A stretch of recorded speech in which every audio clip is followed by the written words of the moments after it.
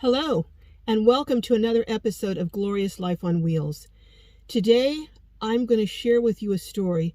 It really is heartbreaking, but it also is a cautionary tale about trusting the wrong people. With everything going on these days and the high cost of rent and housing, so many people are getting roommates, or moving in and renting a room from someone else, or even letting someone move into their home to help someone who's down on their luck.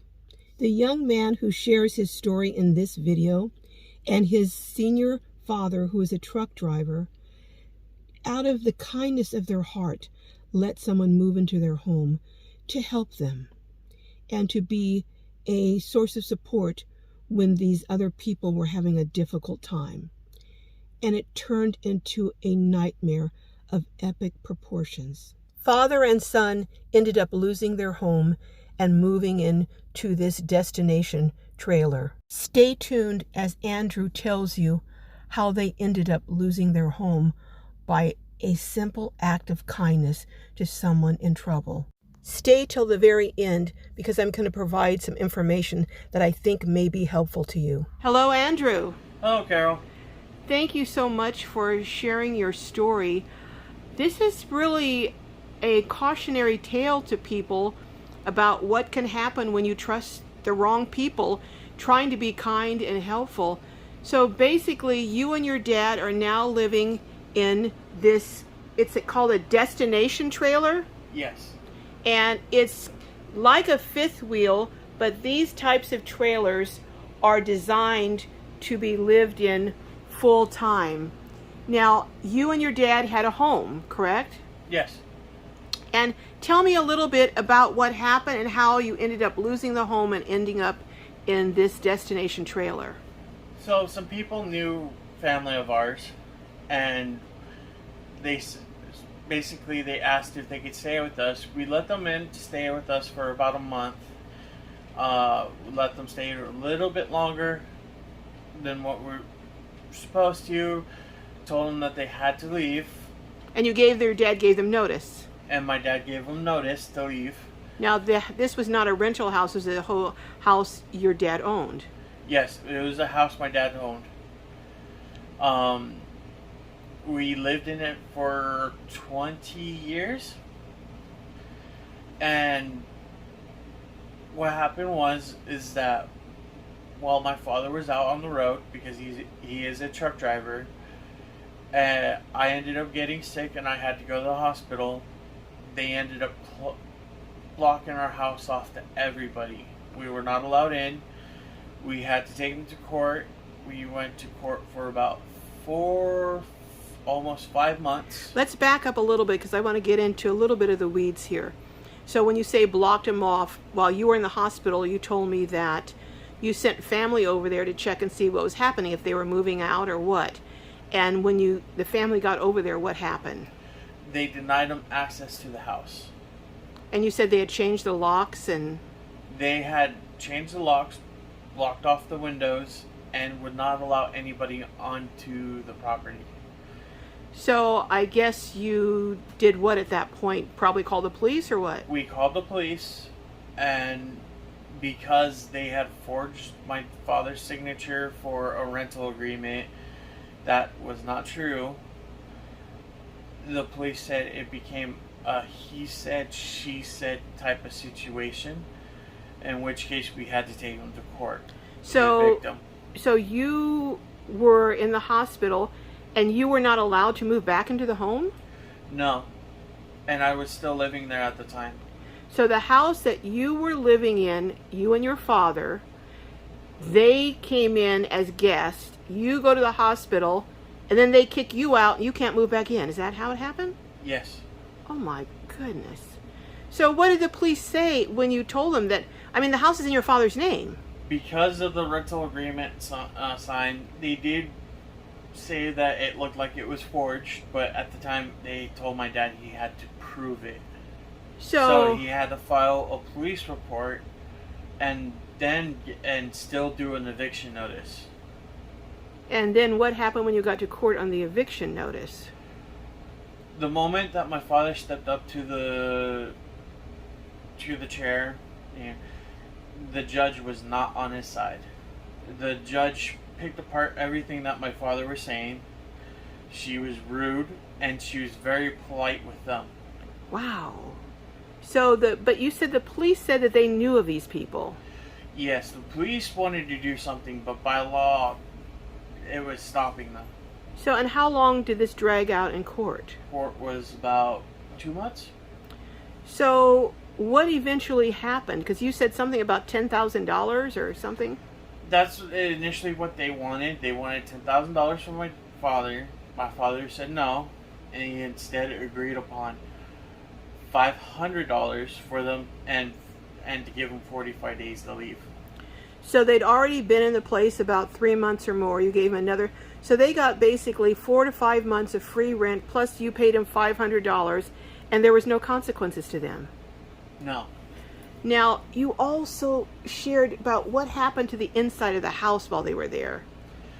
The house was destroyed. All of my father's and my stuff was pretty much gone. The only thing that was left was clothes, a few family photos, and some portraits. But everything of value they took. Yes, everything of value they took. And they even graffitied the walls, destroyed the plumbing, destroyed the stove, quite a few things. So the damage was intentional. Yes. So did you report that to police, and what did they say? The police said that they would have to go out and search for them. But by that time, they were already gone. This is just unbelievable. I mean, I believe what you're saying, but it's just crazy that someone could do that. And then the fact that you allow them to have 4 months free rent, they stole all your stuff, then they damage everything in the house. So what did you end up doing with the house? So people were helping my father with the paperwork. He also was talking to him about selling the house because it was more of a situation of not only too much to fix the house. It was kind of like an invasion. He didn't feel happy at home. He didn't feel safe at home. He didn't feel anything at home. So they basically destroyed Yes. his whole sense of security in his own home. Yes.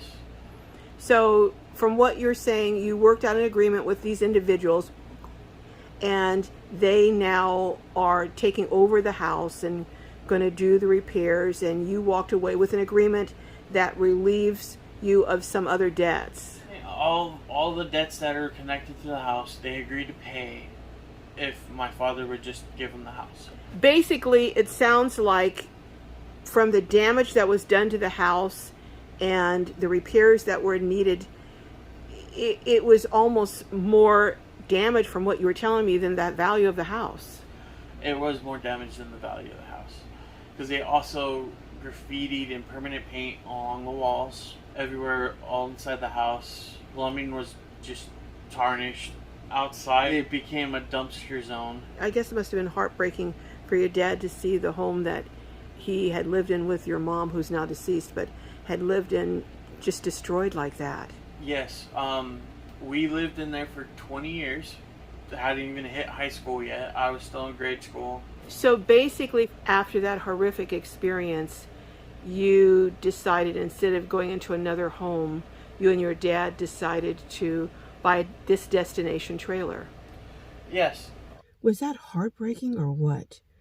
But they are on the road to financial recovery, and hopefully they will recover completely from this horrific experience. I'm going to give you some information. This is not legal advice. I'm not an attorney, but I think this information may be helpful to some of you who are going to be forced, because of financial reasons, to perhaps consider taking in a roommate or someone to rent a room in your home. I did some research, and it's interesting how the laws vary from state to state. Now, California is one of the states that has the strongest tenant support laws and can make it very difficult to get someone out of your place. But a lot of people think that someone has to be in your home for 30 days before they've established tenancy, and that is not necessarily the case. You need to check the laws in the state and even in the local area in which you live. My understanding is that in some places, if they stay in your residence for 7 consecutive days, they've established residency. Or if they stay so many days out of 14 days consecutively, they've established residency.